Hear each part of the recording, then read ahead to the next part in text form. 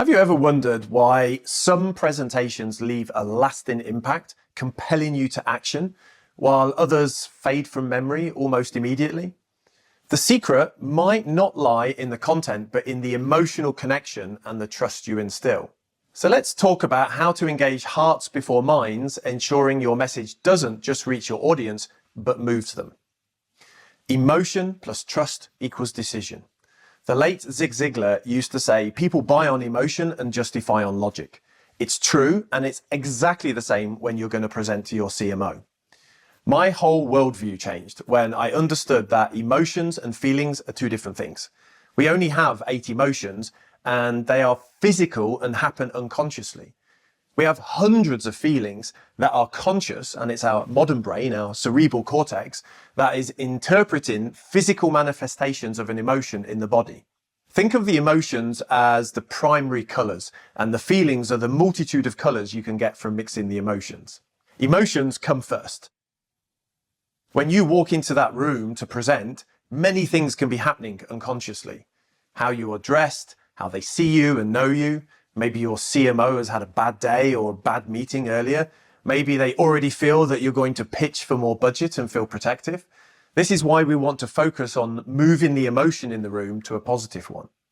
We covered this in an earlier video about using surprise. The same goes when we start our presentation. We want to tap into the emotional need of the CMO. Safety from risk, excitement of a new or protected revenue, status with the CEO or board. What do they want at a gut level? Low risk, high reward, basic things, primal things. This is why we choose an emotional North Star message like $1 million of revenue protected. It does things to the CMO at an unconscious level that are powerful. But then, very quickly, the CMO's brain kicks into rational mode. Do I trust this person? Can they do what they say they can? What proof do I have? What evidence can they show me? This is why we use structures to get across information in a way where emotion comes first and then proof and evidence come second to build trust. The pyramid structure we spoke about in the conversational presenting video does this very well. The North Star message and the key messages are all about emotional response. Then we have data and results to back it up to build trust. So in your presentation, you always want to go for an emotional response at the beginning of a presentation and then switch to a trust building quickly. One more thing. We want someone not to just agree with us, but also take action and take action quickly. We do this through a mix of tension and hope. If you talk about the gap between where somebody is now and where they want to be in the future, it creates tension, low-level anxiety. Now, the more we play on that, the more the tension the audience will feel. Left in this state, they will just get angry in the end, but add an element of hope to show the steps of how somebody can get to that place in the future, they are ready to say yes to do it. This is why we don't want to come with only problems to the CMO. We want to come with the solution and the evidence that we can do it. Problem or opportunity plus solution plus evidence plus a step-by-step plan equals the green light of approval. So this is why we want to describe the opportunity of $1 million in revenue to our CMO, show the options of how we can make it happen, show the 3 ideas of how we will do it, show proof and evidence in terms of pilot tests, campaign results, etc., and show a step-by-step plan of how it will be done. At the end of the day, we are all the same. We are all ruled by our biology and emotions. Remember to use the potent duo of emotion and trust in your presentations. Build tension and use hope to not just reach, but profoundly move your audience towards action. Data can't talk for itself. It needs you to be its voice and to give it meaning and clarity. Presenting data is an inevitable part of middle management and beyond. When we share data, we want to create understanding, to provide facts or evidence, to reassure our audience that they are about to make a sound decision. In short, we are trying to remove risk from the minds of our audience. I'm going to show you how you can create a connection and inspire action when you present data to senior management. We're going to look at a method for ensuring that when we present data, we do it in a way that's effective and inspires action. So let's start.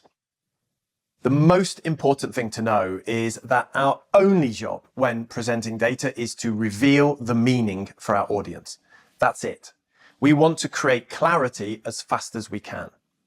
There are two main ways in which we can do this: how we visualize it and how we tell its story.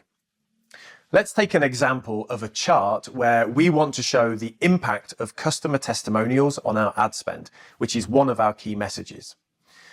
When I put this chart up on the screen, you stop listening to me as the presenter, and you are trying to understand, what does this chart mean? What is it telling me? This is not good. Okay, now let's look at the same chart after we make 4 small changes. Now you can see the message much quicker. Revenue goes up from June because of testimonials. Marketing spend stays the same. Great. What are the changes? We changed the title of the chart to reflect our core message: impact of customer testimonials on new revenue. This is a powerful technique. We removed the CAC data from the set because it's not relevant to this message. This helps things become clearer. We also used color, gray and green, to highlight the before and after story. Now it's clear when we started using the testimonials. Finally, we edited the text at the bottom to be shorter with more clarity. Now let's add the story we will tell about the data by using the 3 basic tenets of every story ever told: setup, conflict, and resolution. Setup: I went for a walk. Conflict: I fell off the curb and hurt my ankle. Resolution: now I can't walk home. When we look at our second chart, the setup is the data before June in grey. It could be something like, our campaigns have been stable for a long time in terms of ROI. The conflict is the change that happens between May and June. We changed our ad creative to use customer testimonials. Then the resolution is, because of this, we increased revenues whilst keeping marketing spend the same. At the end of the day, we can create meaning in the minds of our audience by only showing the most important message and information and removing anything that is not relevant. We can use the basic tenets of story, the most powerful communication device we have, to make an emotional connection with our data. These 2 things, clarity and story, can make our audience see, believe, and feel what it is that we are trying to communicate. This is how we get people to make a decision.